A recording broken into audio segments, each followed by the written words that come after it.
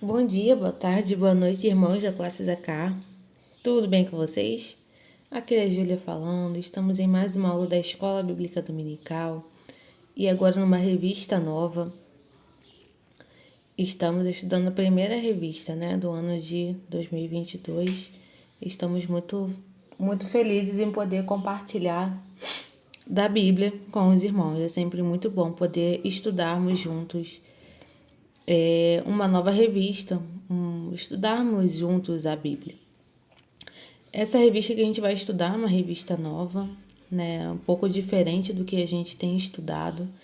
Então, nós vamos juntos embarcar nessa missão. Essa missão dada por Deus de estudarmos a Bíblia e estamos nesse novo desafio. A gente tem há alguns anos estudado livros específicos da Bíblia, às vezes blocos de livros, blocos de cartas. E agora essa revista é um pouco diferente porque ela tem um tema específico, mas cremos que Deus vai fazer maravilhas em nosso meio, que é sempre muito bom e muito importante que nós estejamos estudando a palavra de Deus, nossa regra de fé e de prática. Então vamos estar orando para iniciar nossa aula? Senhor, muito obrigada por esse dia que o Senhor nos concedeu, que o Senhor nos conduza no estudo da Tua Palavra, que o Senhor esteja me conduzindo nesse estudo, que eu possa falar de forma clara, que a mensagem chegue nos irmãos, que os irmãos se dediquem ao estudo, a também compartilhar das boas novas do Teu reino. Que venha o Teu reino, Senhor, e que seja feita a Tua vontade em nossas vidas. Em nome de Jesus. Amém. E então, a nossa revista, ela fala sobre, o tema da revista é o comportamento do crente, princípios bíblicos de ética cristã. É esse tema que tem a nossa revista. E a nossa primeira lição vai falar de doutrina bíblica e de ética cristã. Eu achei por bem a gente começar definindo o que é ética, porque a gente vai falar de ética tanto tempo aqui na nossa revista, e às vezes a gente fala tanto a palavra, mas a gente não sabe realmente o que significa ela, de verdade. O que é ética? Se a gente estivesse numa sala de aula, eu ia colocar vocês para falarem. Enquanto a gente ainda está no virtual, vocês podem aí ficar pensando que seria isso, da ética. A ética, ela é uma palavra que ela vem do grego, que significa ethos. Então, é algo antigo de estudo. Aristóteles, Platão, lá atrás, antes de Cristo, eles já estudavam esse assunto da ética. Então, a ética vem do grego ethos, que significa caráter, modo de ser, a qualidade do ser, ou a qualidade de uma pessoa. E a ética, ela é uma disciplina da filosofia. Então, os filósofos, eles estudam a ética. A ética, ela é universal. Ela é especulativa e investigativa. Então, a ética, ela é universal. Quando a gente fala de universal, a gente fala do mundo todo. Tem princípios éticos no mundo todo. Vamos dizer, por exemplo, os direitos humanos.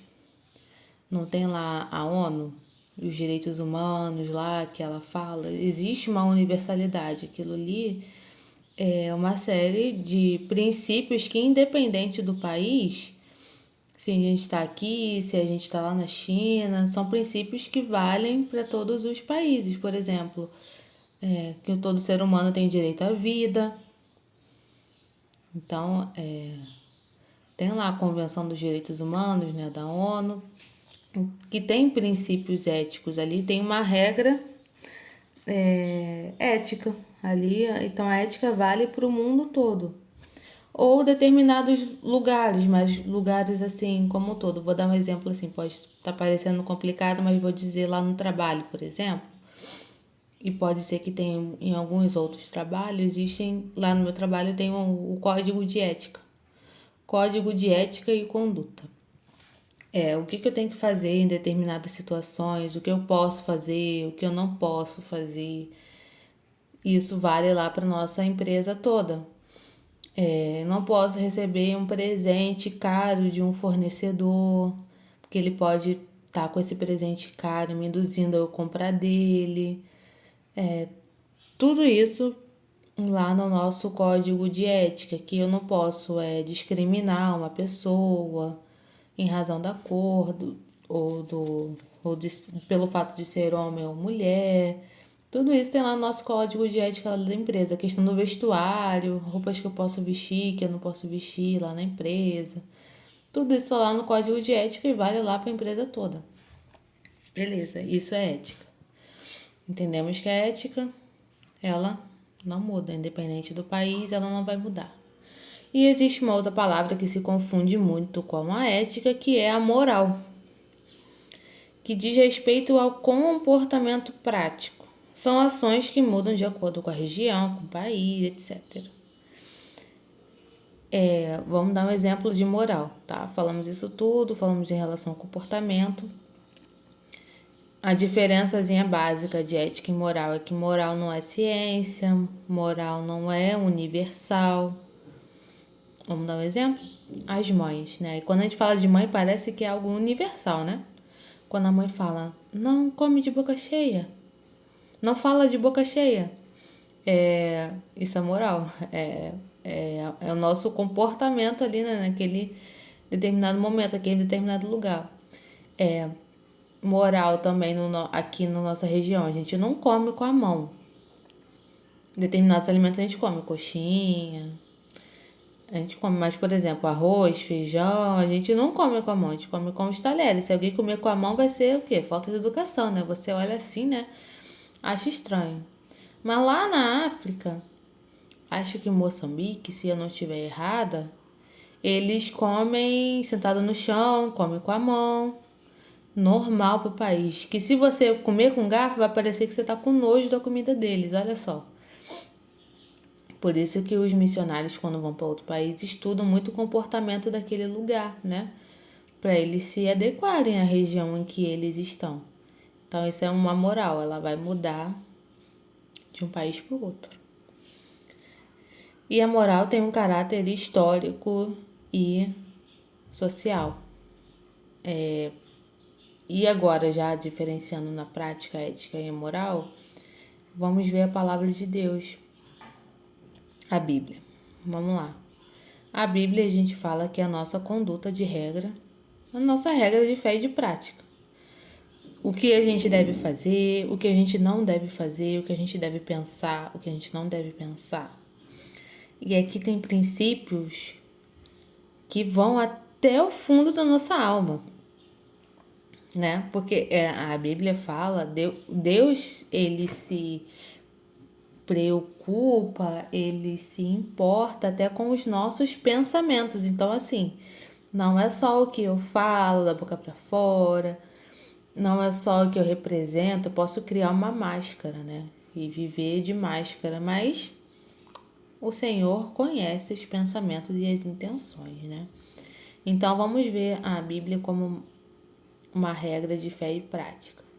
A Bíblia vai mudar? A Bíblia do brasileiro, ela é diferente da Bíblia da pessoa que mora lá em Moçambique? Não.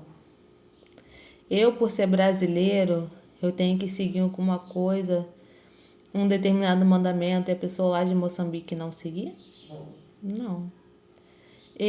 A gente aqui no Brasil tem que não seguir uma coisa que lá o chinês deve seguir, o americano deve seguir? Não. Então isso é muito interessante, né? Porque o Senhor, ele se preocupa com o seu povo como um todo.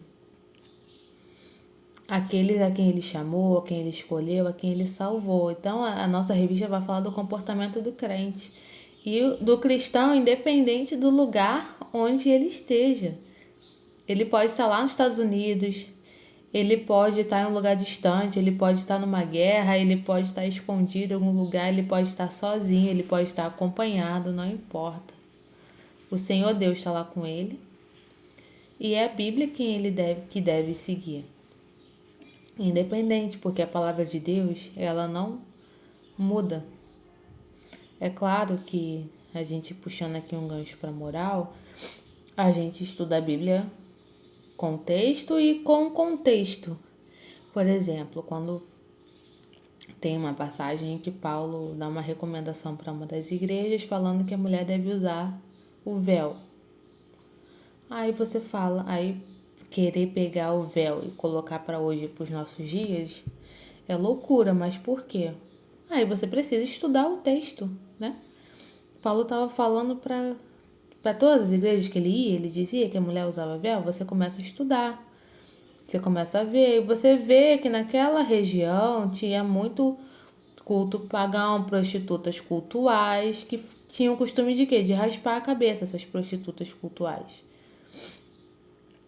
E quando elas se convertiam, iam para a igreja, né, com a cabeça descoberta. E isso tinha uma vergonha.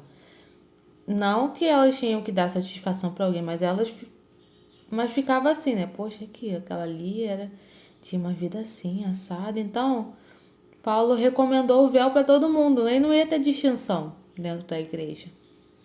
Entendeu? A mulher deve cobrir os cabelos, porque aí não ia dar para ver quem era, não ia causar aquele choque. Então, assim, a gente precisa estudar a Bíblia como um todo, né?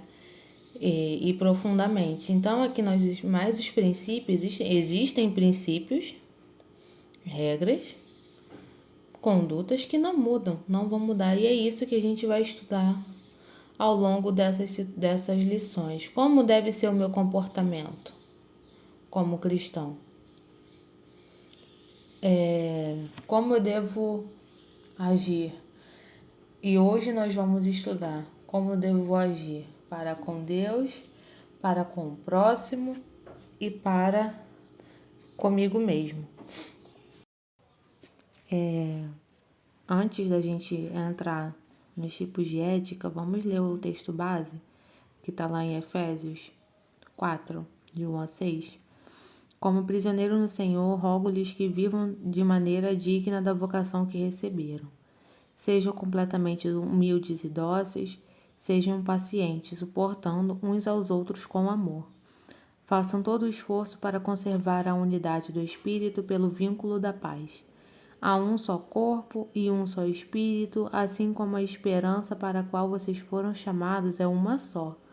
Há um só Senhor, uma só fé, um só batismo e um só Deus e Pai de todos, que é sobre todos, por meio de todos e em todos.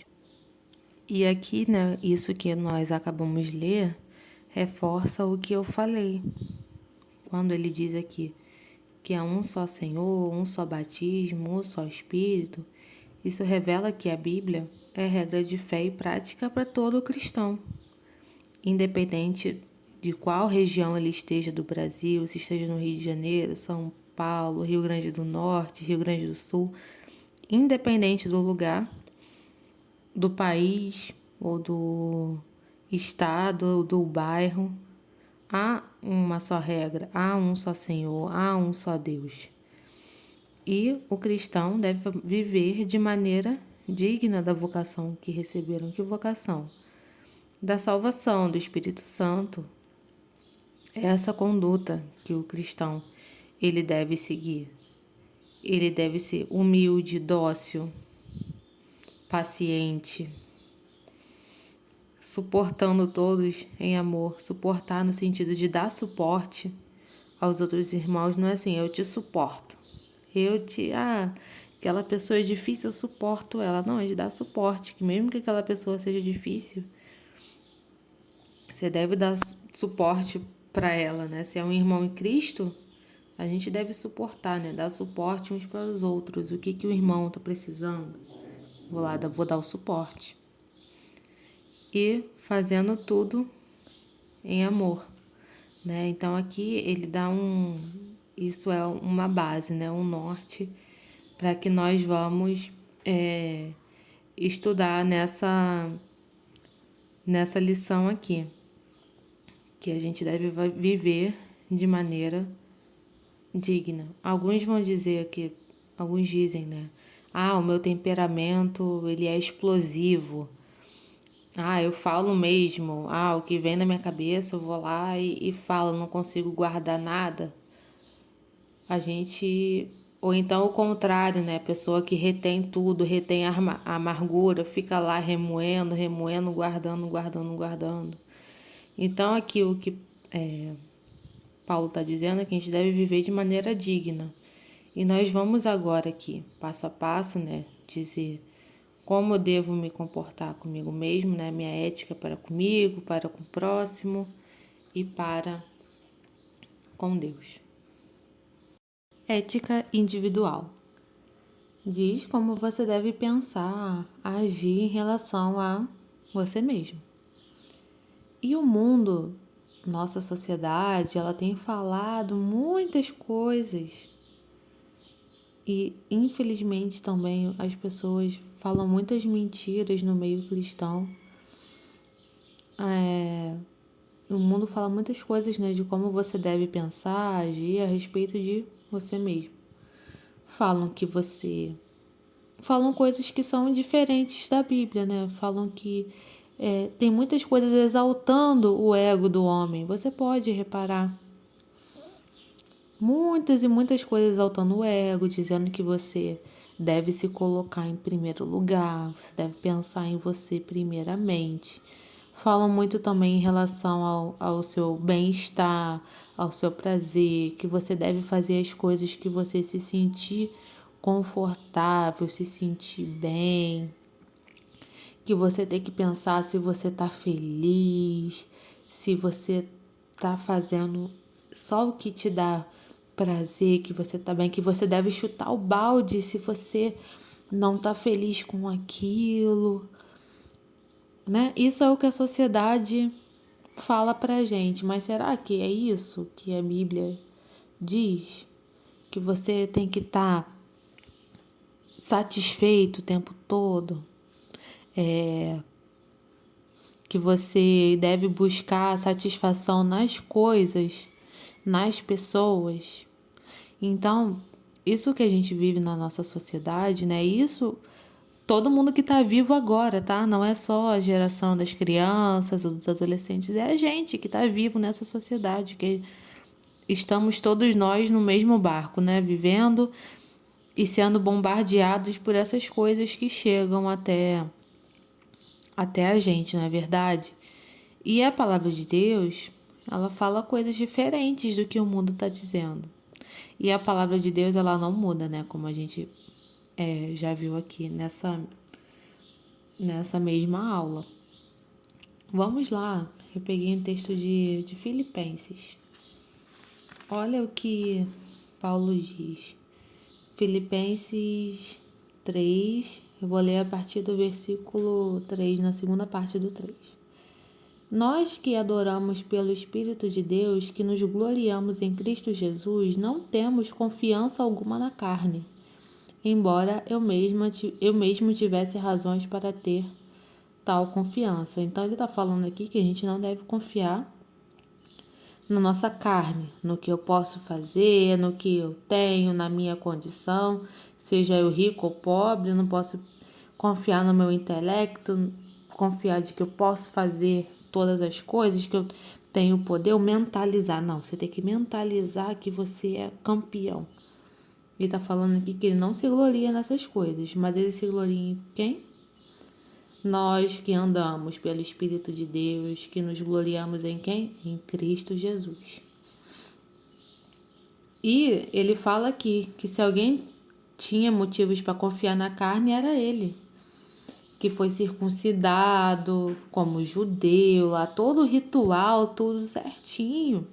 Se alguém tinha que se gloriar, né, de que está agradando a Deus, né, de que é um exemplo de conduta, seria ele. Mas olha o versículo 7 que ele diz: mas o que para mim era lucro, passei a considerar como perda por causa de Cristo Jesus. O 8. Mais do que isso, considero tudo como perda comparado com a suprema grandeza do conhecimento de Jesus Cristo, meu Senhor, por quem perdi todas as coisas. Olha como isso é diferente do que a gente vê no mundo. Paulo fala que ele perdeu tudo, perdeu para o Senhor. O que é perder para o Senhor? Senhor, eu entrego a minha vida. Está aqui a minha vida nas minhas mãos, das tuas mãos. O que eu penso de mim, o que eu acho que eu posso fazer. Senhor, é você tirar aquela capa, aquela coisa dura, que, tipo, tirar as escamas, sabe? Você entrega pro Senhor. E muitas vezes, quando a gente fica lutando contra os desígnios de Deus, a nossa luta, né, aquela dificuldade se torna um sofrimento. Porque você está prendendo, né, aquilo dali. Não, eu não aceito isso. E é o Senhor, às vezes, cuidando de você, tirando as suas armas. Isso é doloroso? É muito doloroso. E o mundo fala que a gente não deve sentir dor, né? A gente deve buscar o nosso prazer. Ah, aquele emprego, o chefe fica ali brigando com você, sai do emprego. A igreja não está te agradando, falou, aquela professora da escola dominical fala umas coisas duras, pesadas. Ah, não é isso não, sai. É isso que o mundo fala, né? Isso de respeito a gente mesmo, né? Porque é toda hora o prazer, né? Uma busca do prazer. É isso que o mundo fala da gente, mas isso é diferente da Bíblia. Olha o que Paulo está falando aqui. Vamos continuar. Versículo 10.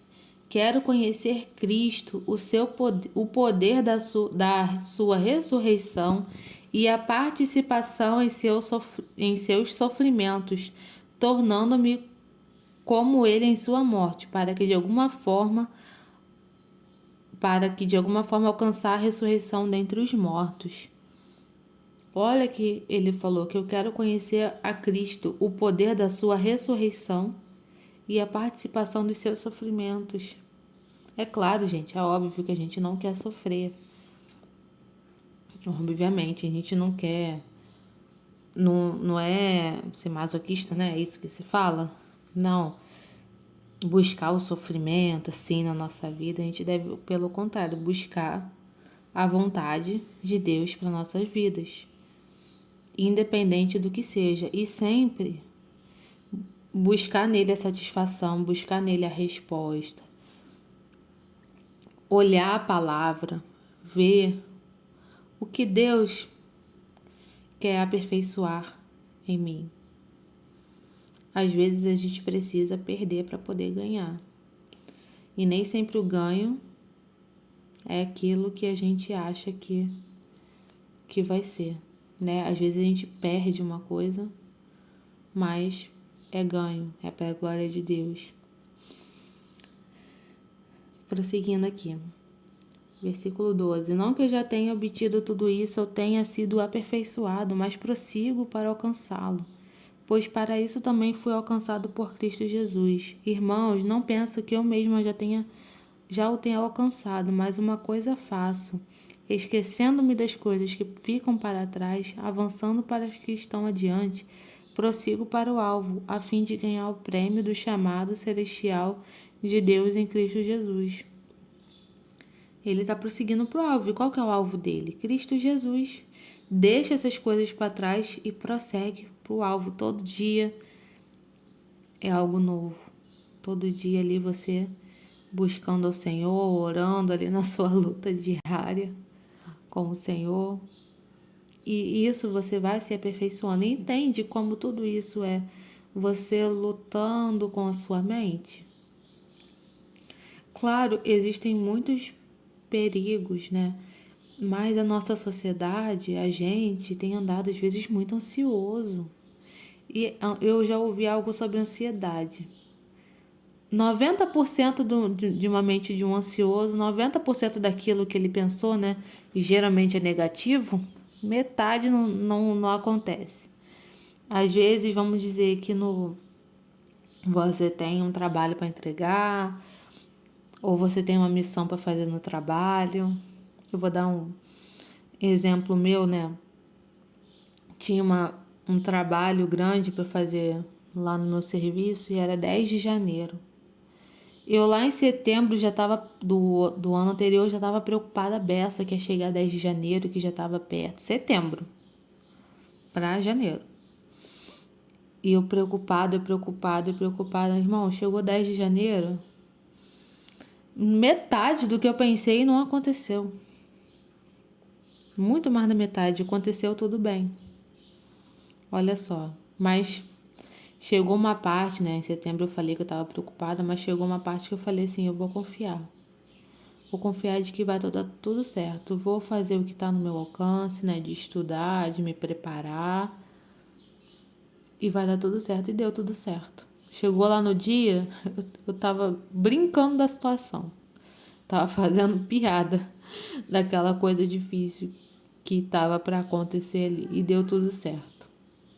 Então é assim, a gente tem que dar risada também das nossas dificuldades. Levar a vida com mais leveza, sabe? Não ficar ansioso pelas coisas. E isso tudo na nossa mente, irmãos. É uma luta toda hora. Você pensando ali. E isso eu acho que é independente também do seu temperamento. Aquela luta ali interna, ali brigando ali. Vamos lá. Versículo 15.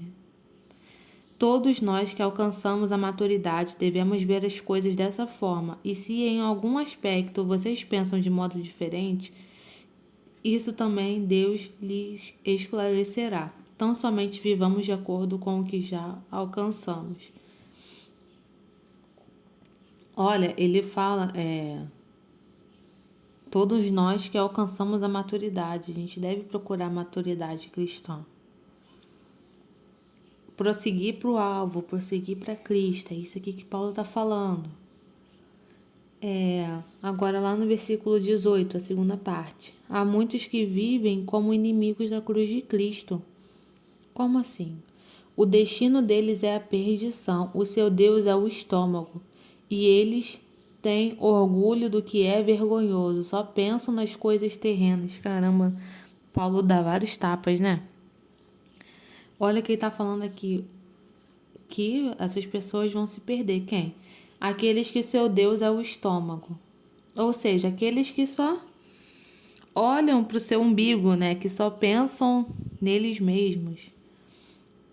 Que têm orgulho do que é vergonhoso, que só pensam em quê? Nas coisas terrenas. Muitas e muitas vezes a gente não pensa no céu, né? Nem no reino de Deus. A gente só pensa nas coisas terrenas. Às vezes coisas até nobres, tá? Às vezes coisas até nobres.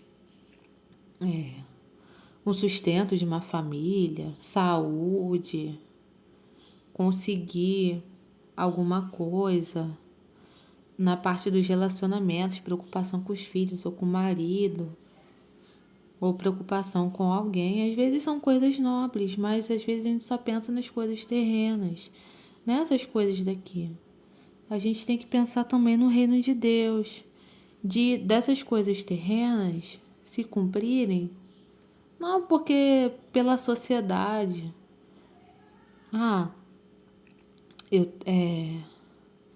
Eu quero ter riqueza, satisfação aqui, tem que ser o meu carro, tem que ser o carro X, porque eu não posso andar com carro ruim, né? Não posso andar de ônibus, porque a sociedade, mas o que nisso vai acrescentar para a glória de Deus?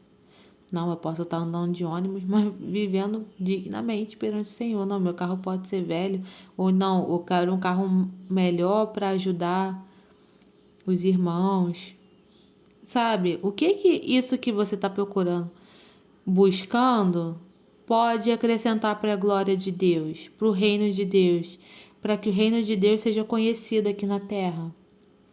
Devemos pensar nessas coisas.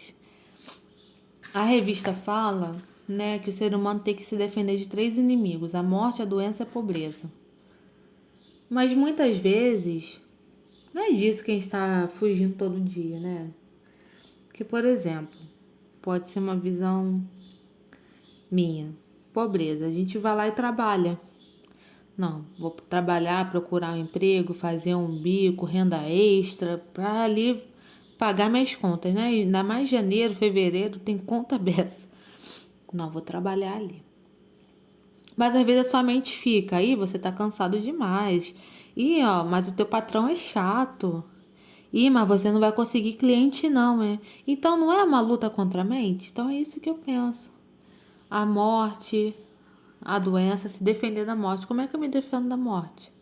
Claro, a gente deve se cuidar, né? Cuidar do templo do Espírito Santo, e mesmo nos médicos, nos cuidarmos, né, do nosso corpo como um todo, né? Cuidarmos do templo do Espírito Santo. Beleza, é isso. Mas se defender da morte, na nossa cabeça sim, mas a gente que é cristão sabe que quando chegar a nossa hora, chegou.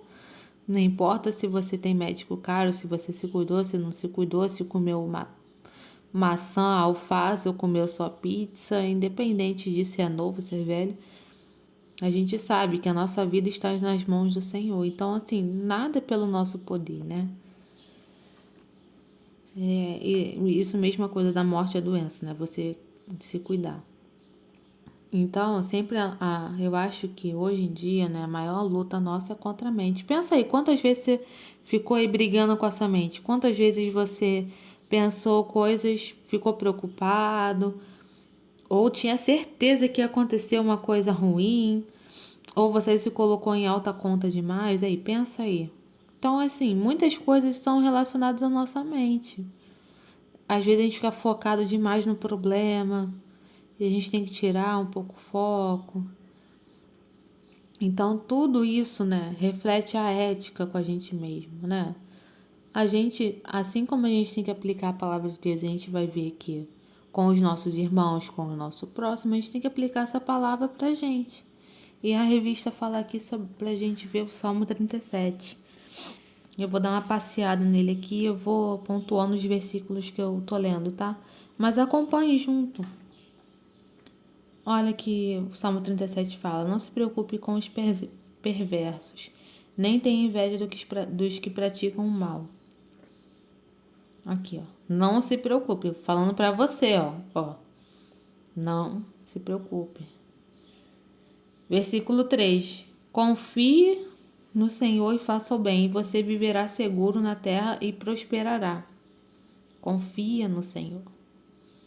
E faça o bem, não é só confiar, né? A gente tem que confiar e fazer o bem. Versículo 4: busque no Senhor a sua alegria, e Ele lhe dará os desejos do seu coração. Tem versões que falam agrada-te do Senhor, né? Mas como é uma linguagem mais antiga, às vezes a gente não entende o que significa, né? Mas é isso, ó. Busque no Senhor a sua alegria, se agrade, se alegre no Senhor. Se alegre no Senhor. Versículo 5: entregue o seu caminho ao Senhor, confie nele e ele o ajudará. Outras versões dizem: o mais ele fará. Versículo 7: aquiete-se na presença do Senhor, espere nele com paciência.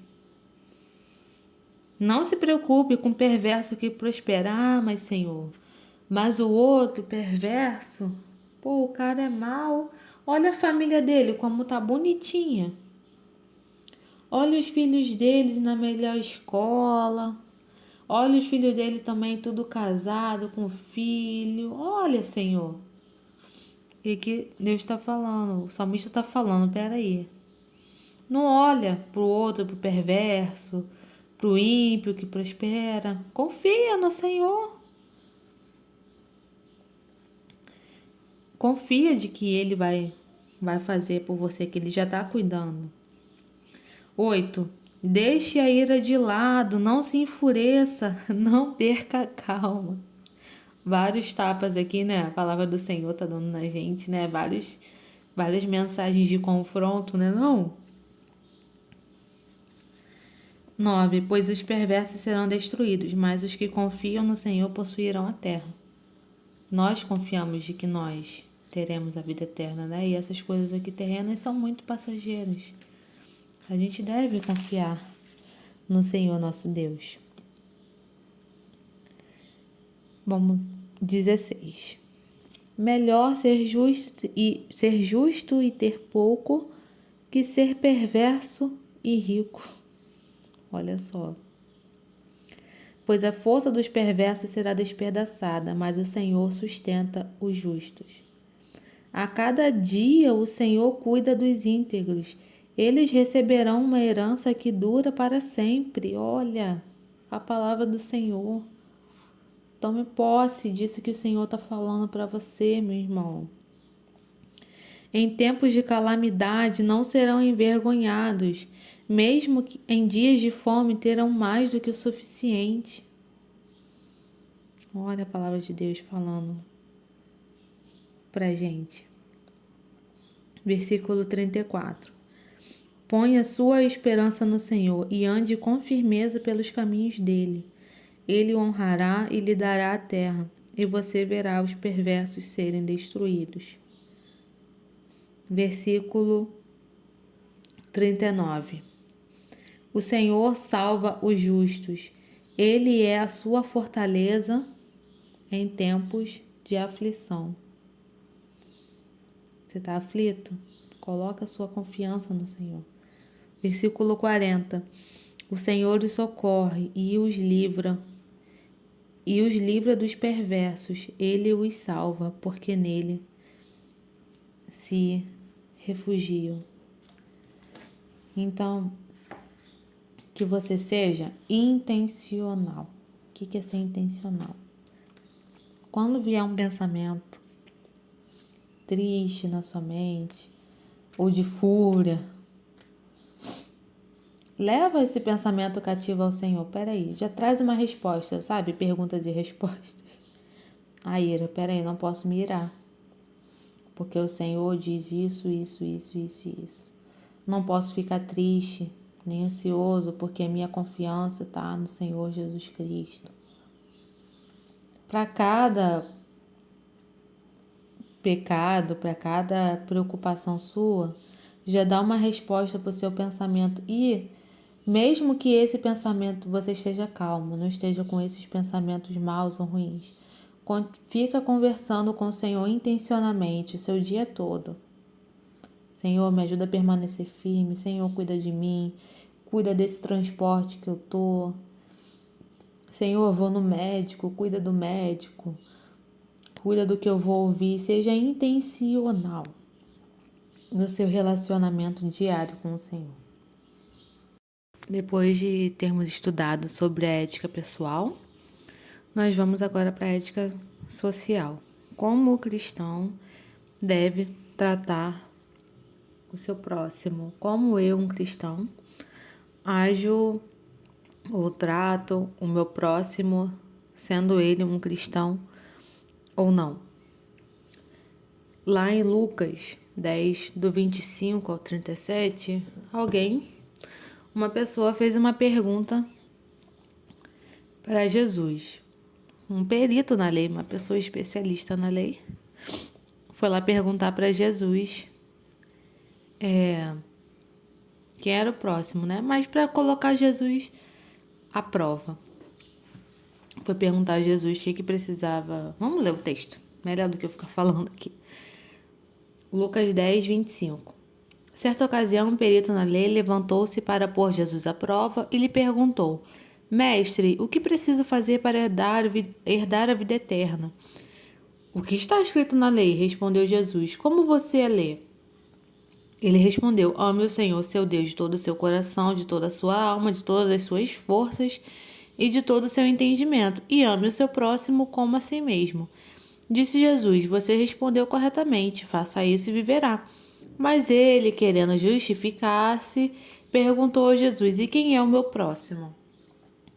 Havia um entendimento, naquela época, principalmente os peritos na lei, eles queriam colocar numa caixinha, delimitar quem era o próximo e o necessitado.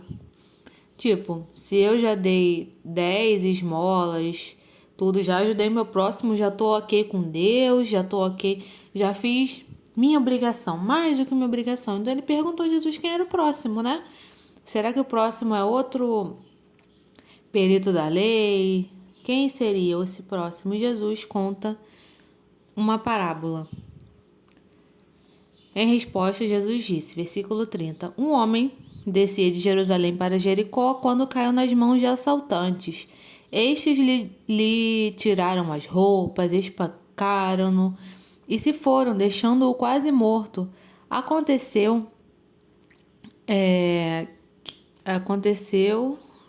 estar descendo pela mesma estrada um sacerdote. Quando viu o homem, passou pelo outro lado. E assim também um levita, quando chegou ao lugar e o viu, passou pelo outro lado. Mas um samaritano, estando de viagem, chegou onde se encontrava o homem e quando o viu, teve piedade dele. Aproximou-se, enfaixou-lhe as feridas, derramando nelas vinho e óleo. Depois colocou-o sobre seu próprio animal, levou-o para uma hospedaria e cuidou dele. No dia seguinte, deu 2 denários ao hospedeiro e lhe disse, cuide dele. Quando eu voltar, lhe pagarei todas as despesas que você tiver. Qual destes 3 você acha que foi o próximo do homem que caiu nas mãos dos assaltantes? Aquele que teve misericórdia dele, respondeu o perito da lei. Jesus lhe disse, vá e faça o mesmo. Então, quem é o nosso próximo?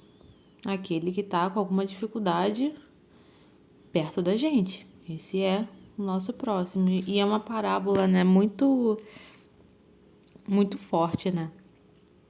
Porque realmente, hoje, vocês acham que acontece isso que passou ali? A pessoa foi e passou do outro lado, né? O sacerdote da lei, as pessoas religiosas, o levita passou lá pelo outro lado, vendo a pessoa com necessidade ali, né? Quase morta. Mas alguém, um samaritano, né? E Jesus fala justamente samaritano porque eles tinham uma rixa, né, entre os samaritanos e os judeus. Os judeus não achavam os samaritanos dignos, achavam ele um povo misturado, justamente quem ninguém imaginava, né, que ia ajudar, porque você, olhando a parábola, acha que o samaritano, o levita iam parar para ajudar um homem em dificuldade, né? Mas foi justamente quem passou longe. E um samaritano foi lá, que não se esperava que fizesse, foi lá e fez o que era devido. Ajudou a pessoa em necessidade, cuidou das feridas, deixou num local para ele ser cuidado ainda, colocou no seu próprio animal, imagina, o próprio carro, né, se fosse hoje em dia, deixou no local lá de cuidado, no hospital, enfim, e pagou as despesas. Essa pessoa fez o bem. Então, não tem como a gente delimitar, colocar numa caixinha, o que eu devo, quem é meu próximo, é só o cristão, é só quem está dentro da igreja.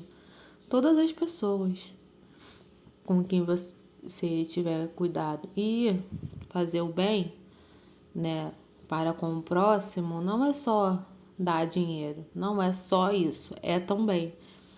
Mas é você, porque é claro, às vezes nós estamos em dificuldade financeira, né? É um aperto para poder pagar a conta. Mas às vezes você tá ainda melhor do que uma pessoa que não tem nada. Tá passando um aperto de saúde, dificuldade na saúde, dificuldade financeira, não tem nada, tem muito, muito menos do que você.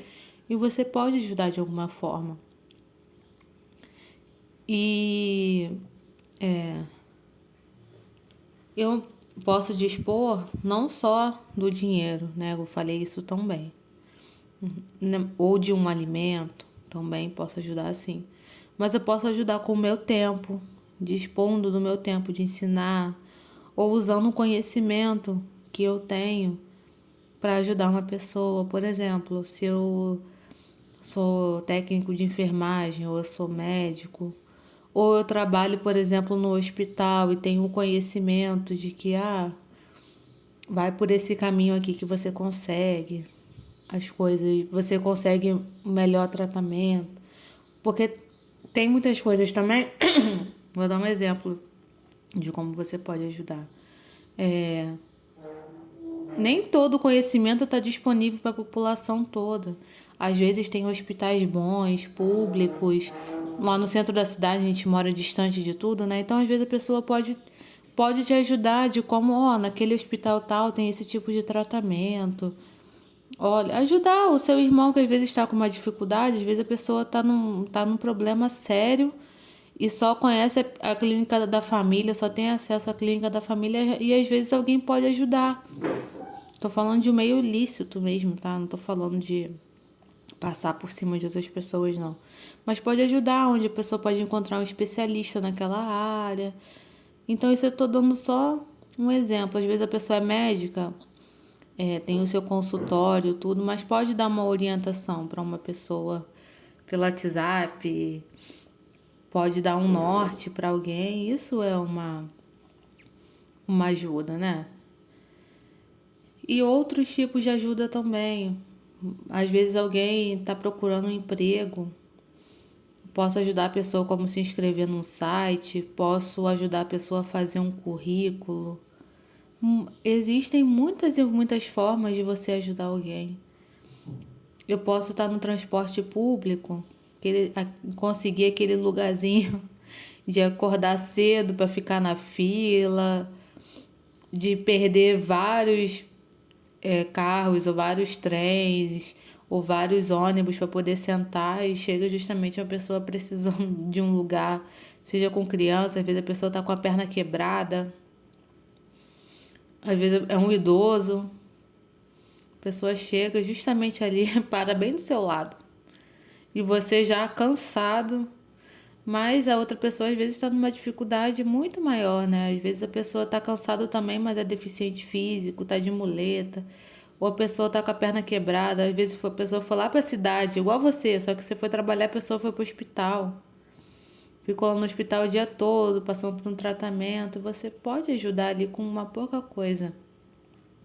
Com algo simples, né? Não vou dizer que é pouca coisa, porque pode ser que você esteja cansado também. Mas assim, a gente tem que estar atento às necessidades dos outros. Ser intencional até nisso. Os outros aqui nessa parábola, né, passaram pelo outro lado. Não viram, né, ali a necessidade daquela pessoa que estava ferida, doente, passou por aquela dificuldade. O outro foi e se aproximou e fez o bem. Então, assim, devemos procurar também oportunidades que a gente possa fazer o bem por alguém. Na internet também, às vezes, tem muitas vaquinhas, né? Às vezes, pessoas que passaram por um incêndio, inundação, pessoas com dificuldade na saúde, né? Doenças raras. Tem muitas oportunidades de ajudar. E a gente, como cristão, deve fazer isso em amor, não para termos salvação, porque a gente já alcançou.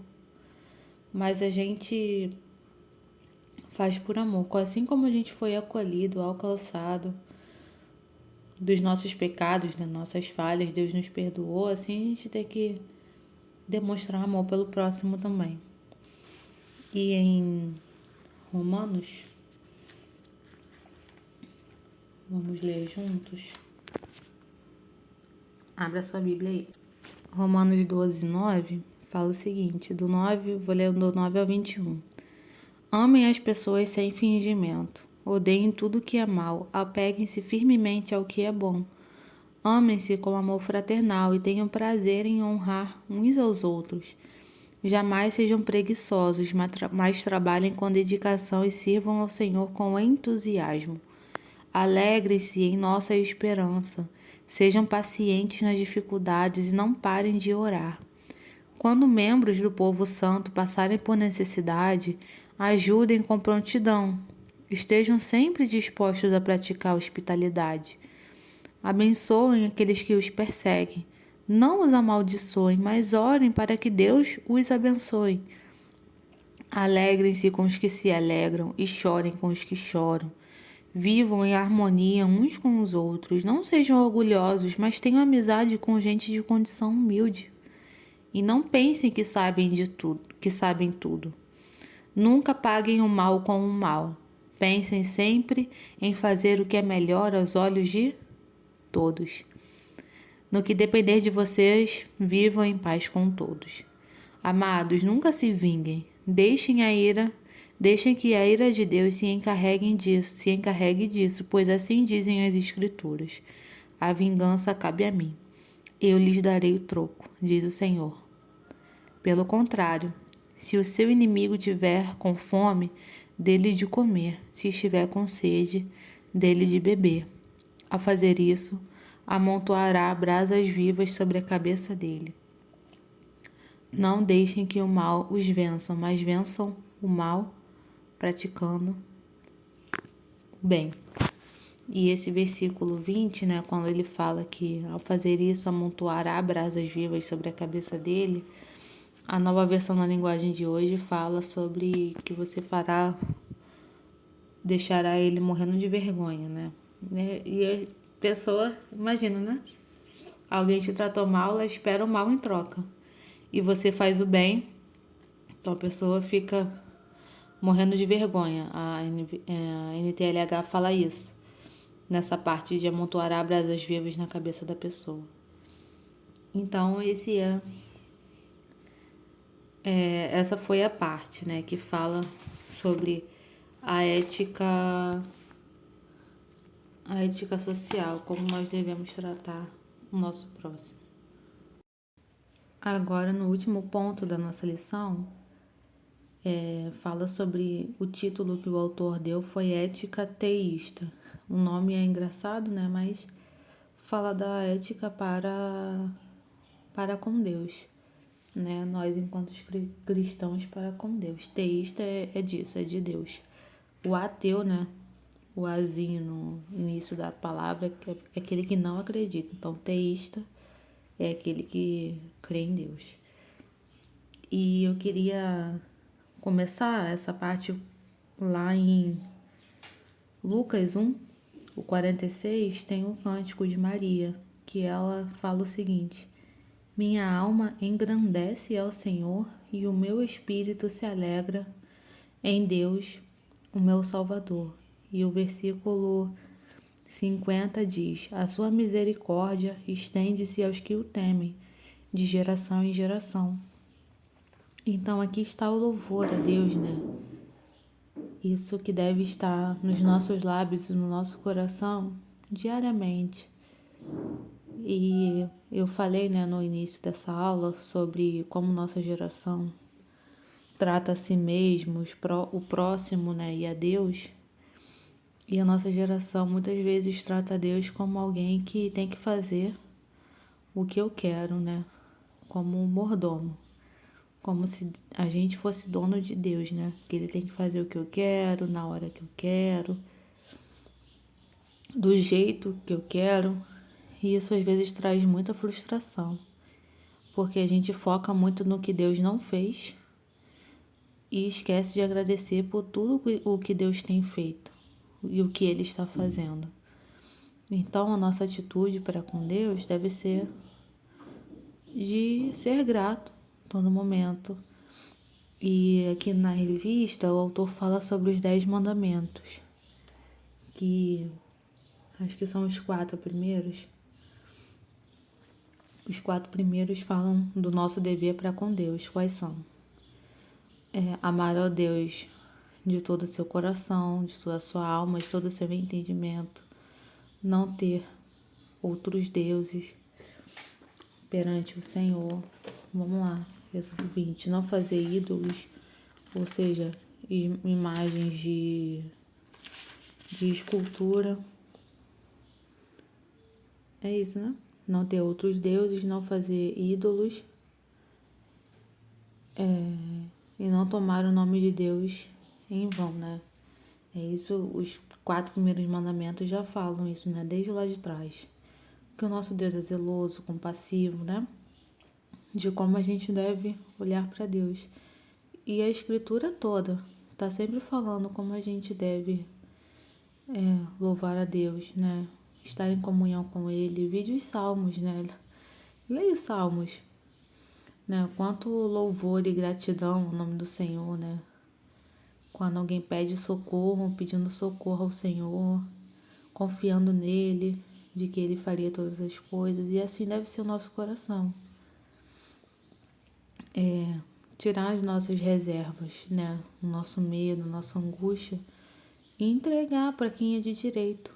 O poder, a glória já são dele, mas às vezes a gente transforma as nossas dores em sofrimento por isso, porque a gente não aceita, a gente não entrega. E a gente deve deixar nossa mente cativa ao Senhor, né? Lembrar que Ele tem amor por nós, por seus filhos. Nós não estamos entregues ao acaso. E Ele cuida de nós, e Ele trata. E muitas dificuldades que vêm na nossa vida, que vêm da parte de Deus, né? É claro que o inimigo se aproveita de muitas coisas, né? Quer trazer o mal. O inimigo, muitas vezes, o inimigo quer a nossa destruição. Mas tem muitas dificuldades que é o Senhor que permite na nossa vida, como aconteceu com Jó. Jó, ele era temente a Deus, um servo. Você vê, o próprio início do livro de Jó fala como ele orava por seus filhos, né? É até um exemplo de homem cristão, né? Porque a gente lembra das Déboras, né? Déboras, as mulheres que oram. E Jó era essa pessoa dedicada, né? Esse homem, um sacerdote do lar que orava e jejuava pelos seus filhos. Ele tinha todo esse comportamento. E depois de tudo que ele falou, ele fala que antes eu te conhecia de ouvir falar, agora eu te conheço face a face. E não tinha nenhum pecado assim, grande, não foi. Deus não respondeu para Jó, né? Por que que ele passou por tudo aquilo? Jó deve ter morrido sem saber.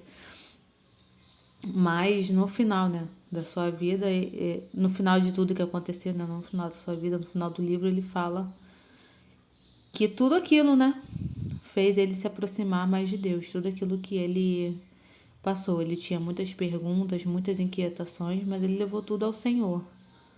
E o Senhor não respondeu a ele do jeito que ele queria. E ele, sem entender, deu toda a glória a Deus, né? Assim deve ser a nossa oração e a nossa súplica, né? Diariamente. E termos um relacionamento com o Senhor, que muitas vezes é uma batalha, né? Fazer nossa devocional, abrir mão do nosso tempo de estar fazendo tantas outras coisas que às vezes são até inúteis também, né?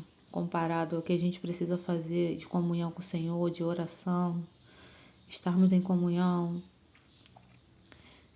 estarmos em oração pelos nossos irmãos também, porque às vezes a gente fala que vai orar por alguém e a gente não ora. Eu vou orar. Ora um dia, esquece, isso é um ato de amor também para com o próximo. Então a gente precisa ser intencional na nossa vida. O que é ser intencional? Não ser ao acaso. Orar focando ali, pensando mesmo em Deus. Orar mesmo quando não está acontecendo adversidade, antes de acontecer. Pedir para Deus te dar calma aquele dia todinho, te ajudar. E orar louvando ao Senhor, que é dono de todas as coisas, que é dono da nossa vida, que nos salvou, que nos criou, e Ele quer que a gente dê a glória a Ele. Romanos 11:33 diz: ó profundidade da riqueza, da sabedoria e do conhecimento de Deus, quão insondáveis são os seus juízos e inescrutáveis os seus caminhos. Quem conhece a mente do Senhor? Quem foi seu conselheiro? Quem primeiro lhe deu para que ele o recompensasse? Pois dele, por ele e para ele são todas as coisas.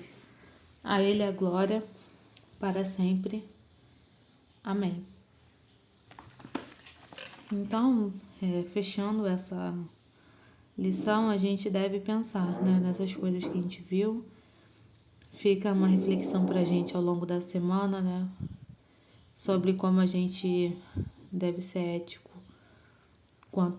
quanto a nós mesmos, nossos pensamentos, nossas atitudes, para com o próximo também, pensarmos oportunidades de podermos ajudar alguém, não desviando, não estando lá pro lado, tratarmos as pessoas bem, independente delas nos tratarem mal, já procurar ser assim e para com Deus, né? Louvar a Deus, independente das circunstâncias, ter uma atitude de louvor e gratidão, ação de graças, né? Todos os momentos para Deus. E encerramos com um versículo que está lá em Mateus 5,16. Assim brilhe a vossa luz diante dos homens, para que vejam as vossas boas obras e glorifiquem a vosso Pai que está nos céus.